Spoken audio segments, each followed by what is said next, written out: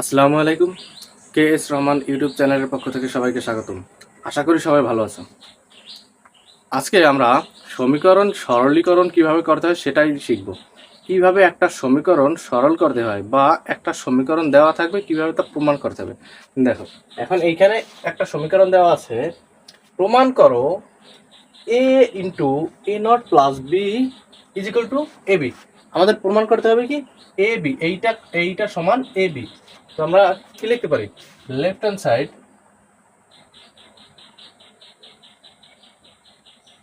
প্রমাণ, left hand side is equal to A A naught plus B. আচ্ছা, এখন এটা দুইটার সাথেই গুণ আছে, A into A naught plus A B. আচ্ছা, এখন এইখানে এই এর মান যদি 1 হয় তাহলে এই এ নটের মান 0, আর যদি এই এর মান যদি 0 হয় তাহলে এ নটের মান 1, অর্থাৎ একটার মান 0 আর একটার মান 1। তো 0 আর 1 গুণ করলে 0 হবে, তো এইটার মান কি 0 প্লাস এ বি। তো এই 0 তো না লিখলেই হয়, এটা এ বি। ঠিক আছে, এটা হচ্ছে right hand side, right hand side, এটাই প্রমাণ।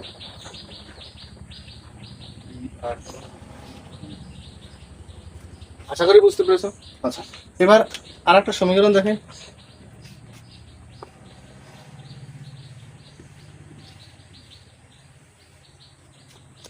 সেটা হচ্ছে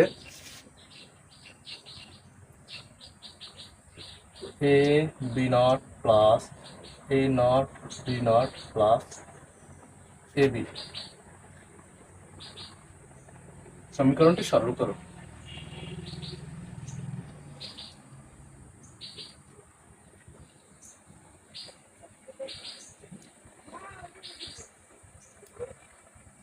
আচ্ছা, এই সমীকরণটা সরল করো। এই সমীকরণটা সরল করার জন্য আমরা কি করতে পারি, সমাধান।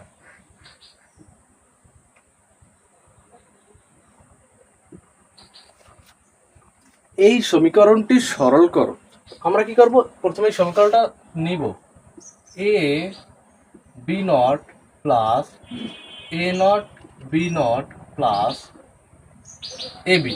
আচ্ছা, এখন এইখান থেকে এইটুক থেকে কমন দেখি, এইটুকের মধ্যে থেকে কমন দেখি বি নট, আমরা এইখানে বি নট লিখবো।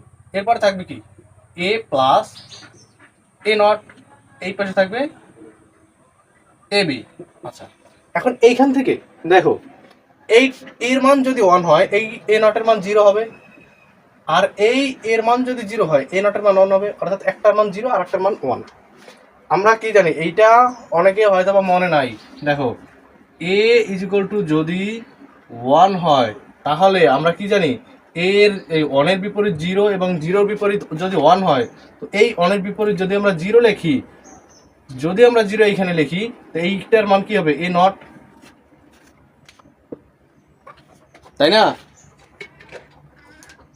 আচ্ছা, এই এর মান এ নট ইজ ইকুয়াল টু 0, অর্থাৎ এখন দেখো এইটার মান যদি 1 হয় এইটার মান 0, আর এইটার মান যদি 0 হয় এইটার মান 1, অর্থাৎ একটার মান 0 আর একটার মান 1। যদি 0 আর 1 যদি গুণ করি তখন কি হবে, এটা 0 প্লাস 1 ইজ ইকুয়াল টু কত, এইটার মান 1। তো এই 1 যদি এইটার সাথে গুণ করি তো কি থাকে, বি নটই থাকে, B not plus A B. আচ্ছা, এখন এইখানে একটা সূত্র কাজ করে, সেটা কি আমি বলছিলাম সম্ভবত 2-3টা ক্লাস আগে যখন সূত্রগুলো লিখে দিয়েছিলাম, তখন এইটা একটা সূত্র কাজ করে, সেটা হচ্ছে কি এইটার সাথে একবার গুণ, এইটার সাথে একবার গুণ। কিভাবে, সেটা হচ্ছে এখানে B not plus A into B not plus B, এইটা। এখন এইখানে এই বি নট প্লাস বি, এইটুকের মান আবার এই সেম একইভাবে 1 হবে এইটুকের মান। তো এই 1 এইটার সাথে আছে কি গুণ আকারে, অর্থাৎ শুধুমাত্র এইটুক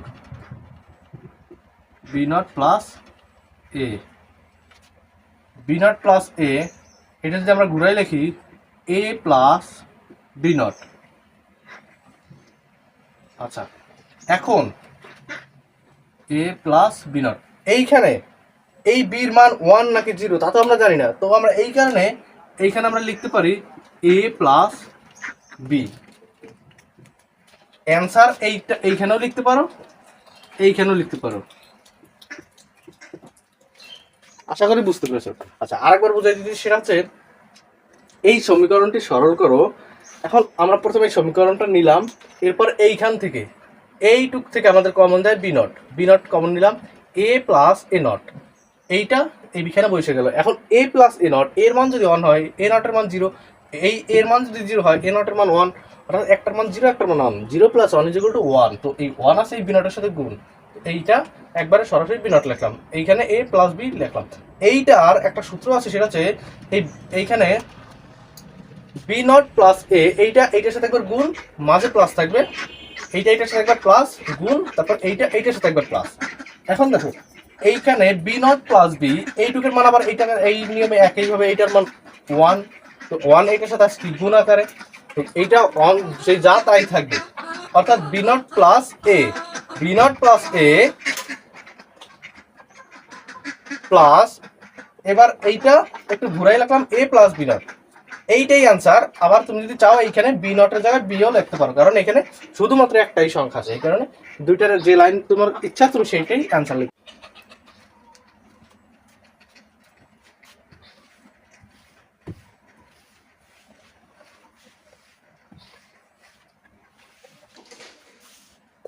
আচ্ছা, এখন দেখো এইখানে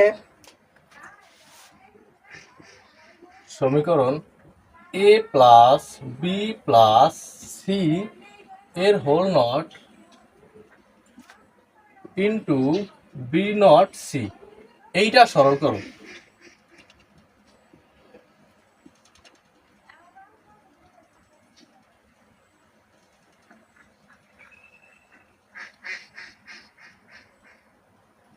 আচ্ছা, এই সমীকরণটা সরল করো।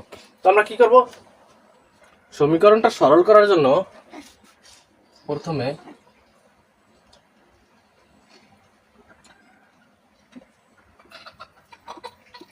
এ plus B plus C whole not into B not C. এখন দেখো এইখানে আমরা কি করব, আমরা যদি এইটা যদি ভাঙি তখন কি হয়, A naught into B naught into C naught, এইটা তো গুণ আকারে আছে, অর্থাৎ বি নট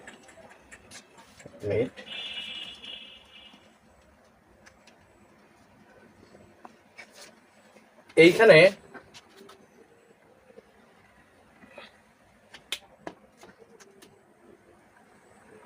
ডাবল, এখন এইটা যদি এইখানে ডাবল নট, এইখানে C,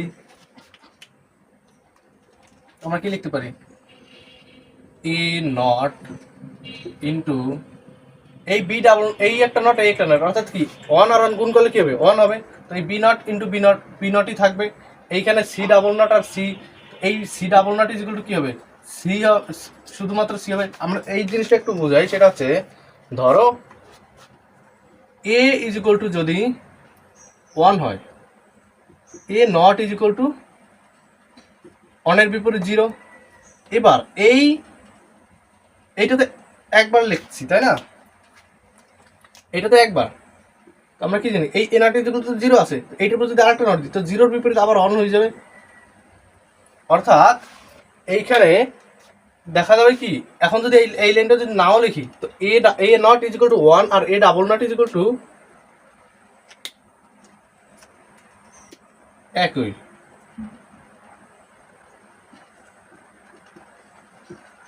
A double not is equal to 1ই হবে। এখন তো এইখানে সি ডাবল নট আর সি একই কথা, এরপরে বি নট এইখানে, আচ্ছা বি নট এইখানে দুইটা থেকে একটা লিখছি, এরপরে এইখানে সি, আর এই সি আর সি গুণ করলে সি হবে, অর্থাৎ এইটা হবে কি A naught B naught into C.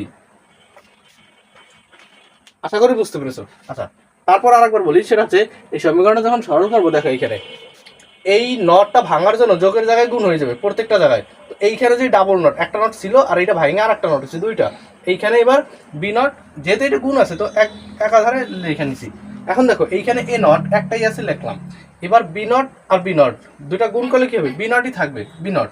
এখানে C double not is equal to C, এই নিয়মে এ, ঠিক আছে। এরপরে এইখানে সি নট, এখন এই দুইটা আবার সি নট গুণ করলে 1 আর 1 গুণ করলে তো 1ই হবে, বা 0 গুণ করলে 0ই হবে। তো এইখানে এ নট বি নট আর এই দুটো মিলে সি নট, এইটাই অ্যান্সার।